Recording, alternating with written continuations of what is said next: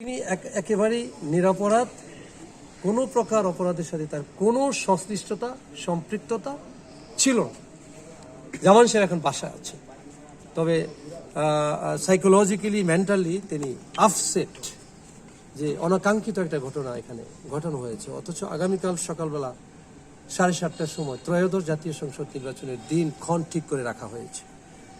Another thing, আমরা ইয়ন অফিসে বসে থাকা অবস্থায় আমরা খুব উদ্বেগের সাথে লক্ষ্য করলাম যে এখানে যিনি দায়িত্বপ্রাপ্ত ম্যাজিস্ট্রেট, তাকে আমাদের তুহিন মাহমুদ টেলিফোন করেছিলেন সন্ধ্যার আগে আগে আমাদের উপজেলা নির্বাহী কর্মকর্তা এবং সহকারী রিটার্নিং কর্মকর্তার কাছ থেকে মোবাইল নাম্বার সংগ্রহ করে তাকে টেলিফোন করলে তখন টাইম ছিল, যখন টেলিফোন করা হয় তখন ঘটনা ঘটার 5 ঘন্টা 10 মিনিট পরে তাকে টেলিফোন করলে তিনি এখনো পর্যন্ত আমাদের জানা মতে আমরা সলাতুল এশা পড়তে যাই যখন, তখনও পর্যন্ত তিনি বিষয়টা তার অবজারভেশনের মধ্যে নিয়ে আসতে পারেননি। দ্যাট ইজ জায়গায় যে স্পট যেখানে তাকে রক্তাক্ত করা হলো, বাড়িঘর হামলা হলো, এই হামলা হওয়া বাড়িতে এবং আহত হওয়া এই পেশেন্টদের কাছে তিনি 5 ঘন্টা 10 মিনিটের মাথায় আসতে পারেন নাই।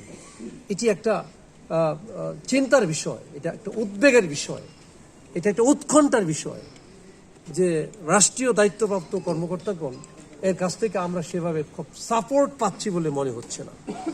সেকেন্ড থিং, আমরা খুব খেয়াল করলাম যে আমাদের থানার অফিসার ইনচার্জ তিনি এবং সেনা কর্মকর্তা, সেনাবাহিনীর যিনি কমান্ডারের দায়িত্বে তিনি এবং বিজিবির যিনি দায়িত্বপ্রাপ্ত এই আসনের জন্য তারা একটা পর্যায়ে এখানে এসে তারা সহায়তা করবার জন্য উদ্যোগ গ্রহণ করলেন।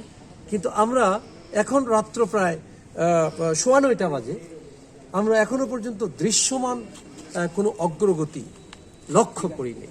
ইতিমধ্যেই আমরা এটাকে নিয়ে প্রয়োজনীয় পেপারস তাদের কাছে আমরা শো করেছি, ডকুমেন্টস শো করেছি। একেবারে সব শেষের যে কথাটা আমি বলেই কথাটা শেষ করতে চাই, সেটি হলো মাগরিবের নামাজের পর থেকেই আমাদের কাছে ইনফরমেশন আসছে অন্তত পক্ষে Pirojpur union, Magrapara union, Sonmandi union, এরপরে জামপুর ইউনিয়ন, এই কয়টা ইউনিয়ন থেকে অন্তত প্রত্যেকটা ইউনিয়ন থেকে 2-3টা করে ভোট কেন্দ্র, যেই ভোট কেন্দ্রগুলোতে দাঁড়িপাল্লা প্রতীকের পোলিং এজেন্টগণ স্বাভাবিক কারণেই তাদের পেপারসগুলো, পুলিং এজেন্ট হবার জন্য যে প্রয়োজনীয় পেপারস, এই পেপারসগুলো প্রিজাইডিং অফিসারের কাছে জমা দেওয়ার জন্য তারা যখন সেখানে যেতে চাচ্ছিলেন বা গিয়েছিলেন, সেখানে গিয়ে তারা আক্রমণের শিকার হয়েছেন, তারা আক্রান্ত হয়েছেন। আমাদের নীলকান্দা সরকারি প্রাথমিক বিদ্যালয়, এটি সনমান্দি ইউনিয়নের একটা ভোট কেন্দ্র।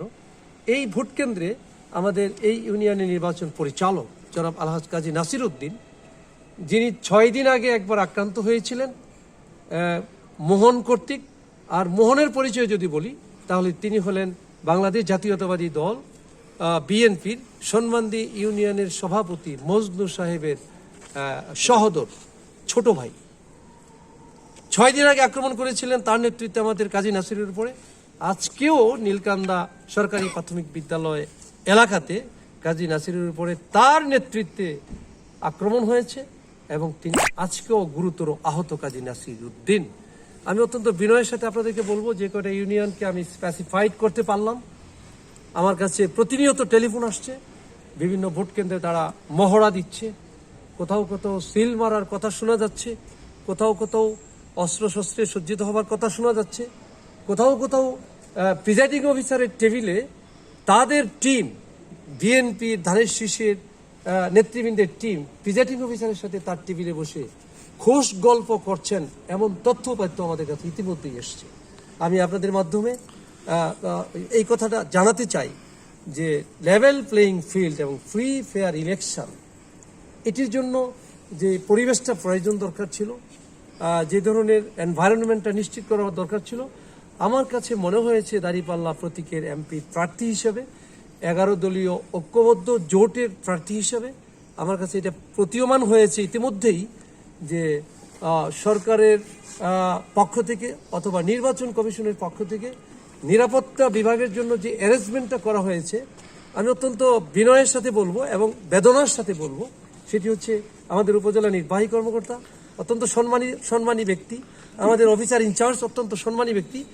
আমি ব্যক্তিগতভাবে তাদের দিকে তাকিয়ে তাদেরকে অসহায় বলে আমার কাছে মনে হয়েছে।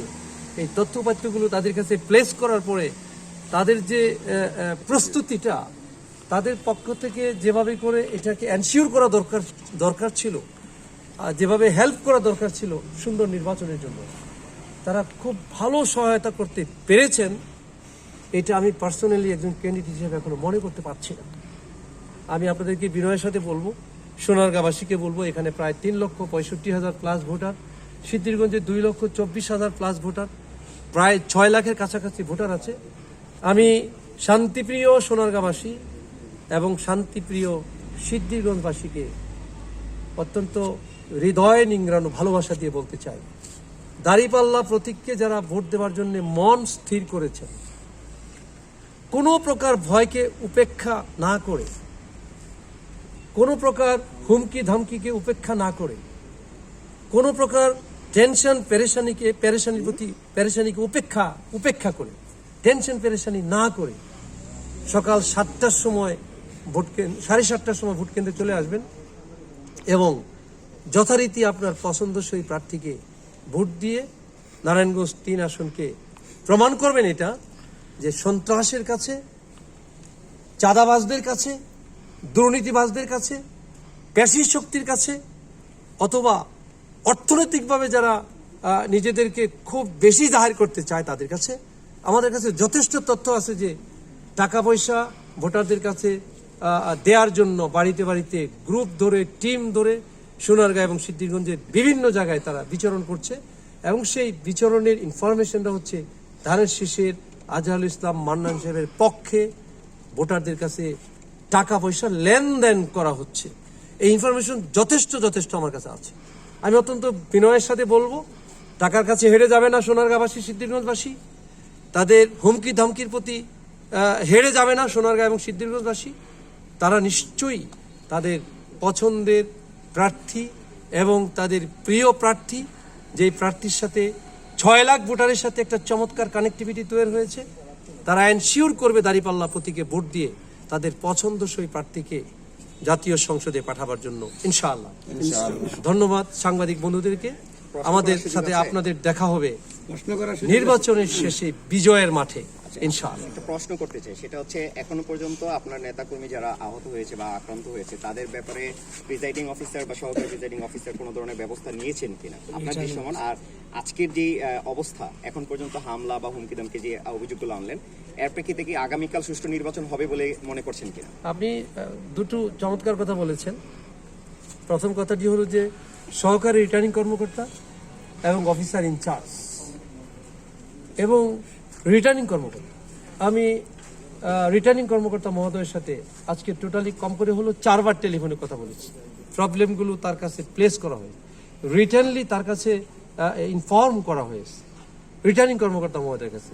অ্যাট দি সেম টাইম এগুলো এসপি সাহেবের কাছে ইনফর্ম করা হয়েছে। অ্যাট দি সেম টাইম সহকারী রিটার্নিং কর্মকর্তা এবং ওসি সাহেবকেও ইনফর্ম করা হয়েছে।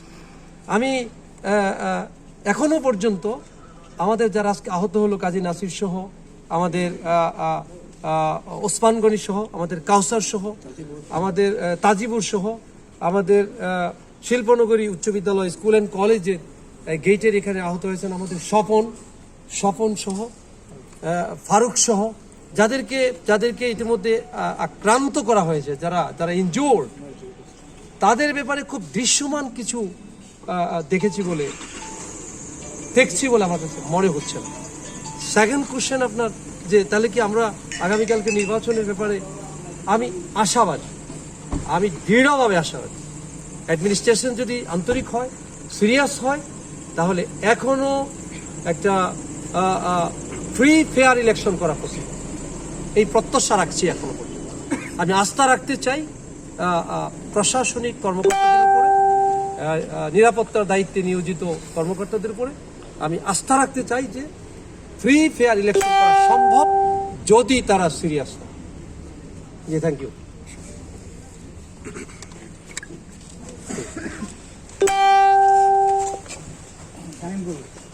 আপনারা সাংবাদিক জিজ্ঞেস করেন, আপনারা যান, গিয়ে জিজ্ঞেস করেন ওনাদের। আপনারা ওই যে